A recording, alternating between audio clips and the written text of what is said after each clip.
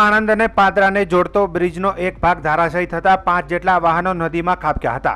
આ બનાવથી 4 લોકોના મોત થયા છે, જ્યારે 5 લોકોને બચાવી લેવાયા છે।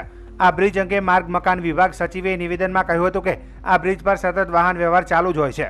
1985માં નિર્માણાધીન આ બ્રિજ નવો બનાવવા માટે 212 કરોડ રૂપિયા મંજૂર કરાયા છે। આ પુલ તૂટ્યાની જાણ થયા બાદ મુખ્યમંત્રીએ તપાસના આદેશ આપ્યા છે, તેમજ ટેકનિકલ એક્સપર્ટને સ્થળ પર સ્થિતિનું મૂલ્યાંકન કરવા આદેશ આપ્યો છે। રાજ્યમાં હાલ જર્જરિત બનેલા 20 બ્રિજો બનવાની કામગીરી ચાલુ છે। બ્રિજનો અમુક પાર્ટ છે, અમુક હિસ્સો તૂટી ગયો છે અને વહેલી સવારનો સમય હોય, અમુક 3 થી 4 વાહનો પણ કદાચ બ્રિજ ઉપર ત્યારે હશે, જે વાહનો પણ નદીમાં પડેલા દેખાય છે। આ માટે તંત્ર છે તમામ કામગીરી કરી રહ્યું છે।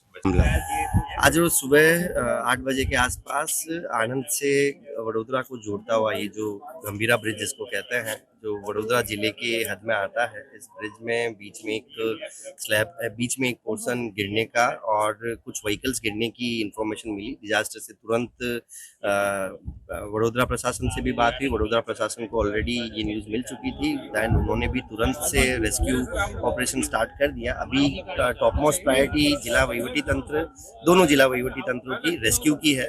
रेस्क्यू ऑपरेशन चालू है, ऑलरेडी 7-8 लोग बचाए जा चुके हैं। जो प्राथमिक माहिती मिली है, एक ट्रक, एक इको वैन और कुछ बाइक्स गिरने की न्यूज़ है, बट एनडीआरएफ की टीम, वडोदरा डिजास्टर की team, police team, fire team, सभी टीमें अभी फील्ड के ऊपर रेस्क्यू ऑपरेशन कर रही है। आनंद डिस्ट्रिक्ट से बड़ौदा डिस्ट्रिक्ट का जोड़ता हुआ जो गंभीरा ब्रिज बोलते हैं, वो गंभीरा ब्रिज का एक टुकड़ा गिर गया है। इसमें से 3 से 4 व्हीकल नीचे गिर गए हैं। जो ब्रिज टूट गया है उसमें से करीबन 3 लोगों की डेथ हुई है, प्राथमिक जानकारी है। और सरकारी तंत्र, मेडिकल तंत्र और बचाव कामगिरी अभी पूर्ण जोश में कामगिरी कर रही है। इसमें से 2 की बॉडी रिकवरी हुई है।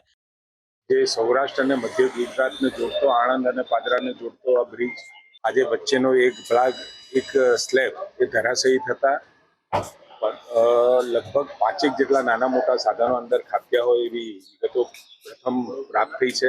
5 જણને આપણે રેસ્ક્યુ કર્યા છે અને 5-6 જણા જે સારવાર કરી અને એમને રજા પણ આપી છે અને 5-6 સારવાર હેઠળ છે। આદરણીય મુખ્યમંત્રી શ્રીએ અત્યારે જ એમને સૂચના આપી છે કે તાત્કાલિક ત્યાં પહોંચી બ્રિજ એક્સપર્ટ, ટેકનિકલ એક્સપર્ટ ત્યાં પહોંચી જઈ અને કારણોની તપાસ, તેમજ આ બ્રિજ 1985માં બન્યા પછી જ્યારે પણ જરૂર પડી ત્યારે મેન્ટેન કર્યો હતો, પરંતુ આ બનાવનું કારણ શું છે અને મુખ્યમંત્રી શ્રીએ એમના તબક્કે 212 કરોડના ખર્ચે આ બ્રિજને મંજૂરી પણ આપી હતી નવો બનાવવા માટે।